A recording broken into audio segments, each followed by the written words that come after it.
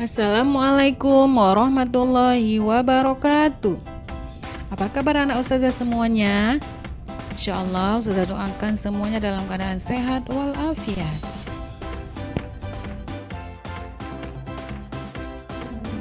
Anak-anak ustazah semuanya, hari ini kita akan belajar pelajaran agama Islam dan budi pekerti kelas 5.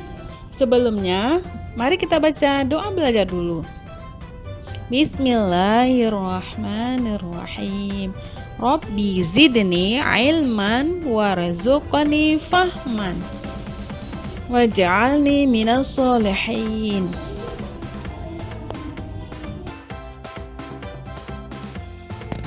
Alhamdulillah, kita sudah membaca doa belajar. Nah, sekarang kita akan belajar tentang Rasul Ulul Azmi. Apa ya kira-kira Rasul Ulul Azmi itu? Ada anak-anak ustazah tahu nggak apa itu arti Rasul Ulul Azmi? Pasti ada yang tahu dan pasti juga yang belum tahu. Yuk kita dalami pelajaran Rasul Ulul Azmi.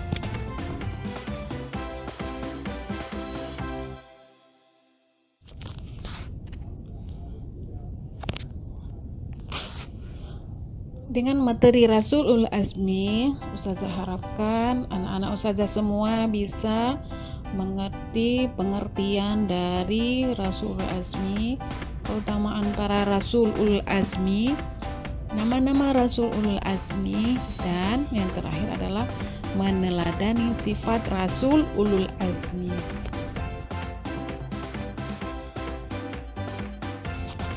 Yang pertama, kita belajar tentang pengertian Rasul Ulul Azmi.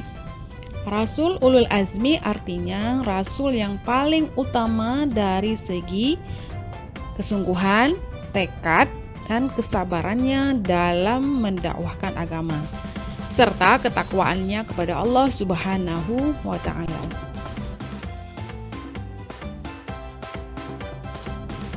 Keutamaan para Rasul Ulul Azmi adalah yaitu para nabi yang digolongkan memiliki keutamaan yang sangat tinggi atau lebih tinggi dibandingkan dengan yang lainnya. Keutamaan itu diperoleh berkat perjuangan dan kesabaran mereka dalam menghadapi tantangan dari umatnya dalam menyampaikan ajaran agama. Jadi tidak semua nabi itu tergolong Rasul Ulul Azmi. Hanya rasul yang memiliki keutamaan yang tinggi, punya kesabaran, punya perjuangan, punya ketaatan yang sangat luar biasa dibandingkan dengan nabi yang lain.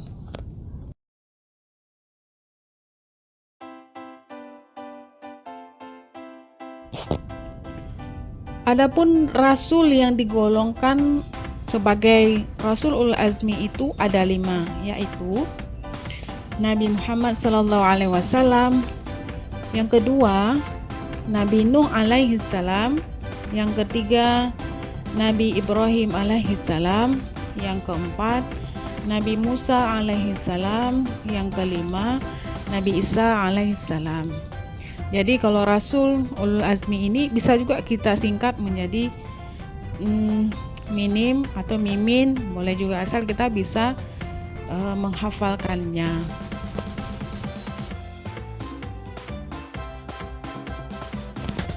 Meneladani sifat Rasul Ulul Azmi. Yang pertama, sabar dalam berjuang. Sabar dalam berjuang ini terdapat pada sifatnya Nabi Muhammad SAW ketika berhijrah ke Taif. Penduduk Taif ketika itu tidak menerima dengan senang hati Nabi Muhammad SAW, tapi malah penduduk Taif menghasut orang-orang bodoh dan hamba sahaya untuk mencaci maki dan mengusir Nabi Muhammad SAW dari Taif. Mereka melemparinya dengan batu sehingga kedua kakinya berlumuran darah.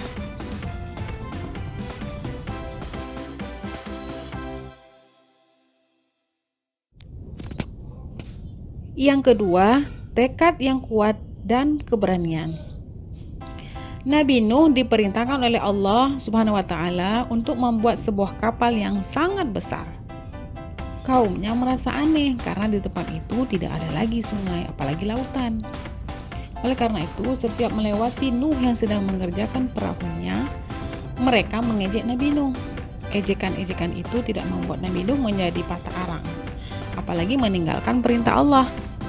Beliau tetap semangat, bahkan menjawab ejekan mereka itu dengan ancaman-ancaman dari Allah Subhanahu wa Ta'ala. Jadi memang tekad yang kuat dan kebenaran Nabi Nuh ini tidak menggetarkan Nabi Nuh, walaupun ejekan-ejekannya itu dari kaumnya sendiri.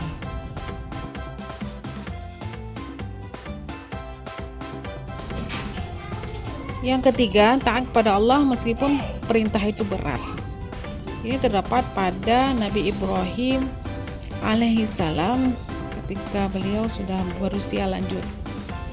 Yang kita tahu bahwa Nabi Ibrahim adalah Nabi yang sangat taat kepada Allah.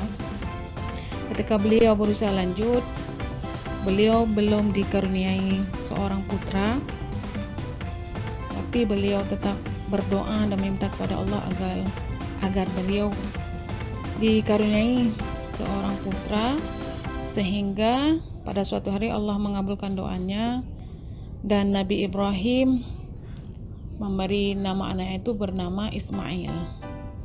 Ismail itu tumbuh menjadi anak yang sabar.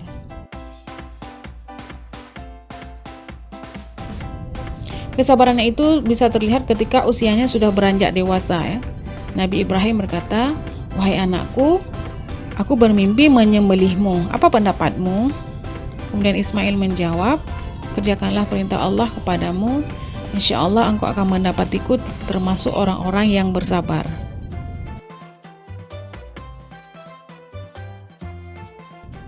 Tatkala Ismail sudah berbaring dan perintah Allah hampir dilaksanakan, Allah memanggilnya, "Wahai Ibrahim, sungguh engkau telah membenarkan perintah itu. Sesungguhnya kami memberikan balasan kepada orang-orang yang berbuat baik." Dapat pada surah As-Saff ayat 102 sampai 105. Kemudian Ismail yang sedianya akan dikorbankan itu digantikan oleh Allah dengan seekor kambing besar atau kibas. Anak-anak ustazah semuanya, agar memudahkan kita semua dalam mengingat Rasul Ulul Azmi, maka mari kita nyanyikan lagu Rasul Ulul Azmi berikut ini. Teman-teman, marilah sebutkan nama Rasul Ulul Azmi. Nuh, Ibrahim, Musa, Isa, Muhammad. Ketabahannya sungguh luar biasa.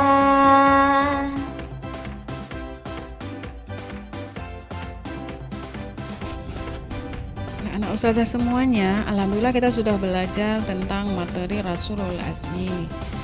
Ini ada tugas di rumah nih yang harus dikerjakan. Yang pertama, jelaskan pengertian dari Rasulul Azmi. Yang kedua, sebutkan nama-nama Rasulul Azmi. Yang ketiga, ceritakan satu contoh keteladanan Rasulul Azmi yang pernah kamu praktekkan dalam kehidupan sehari-hari, mulai di sekolah maupun di rumah. Nah, mungkin ini aja pada hari ini. Semoga anak-anak ustazah semua bisa meneladani sifat Rasul Ulul Azmi.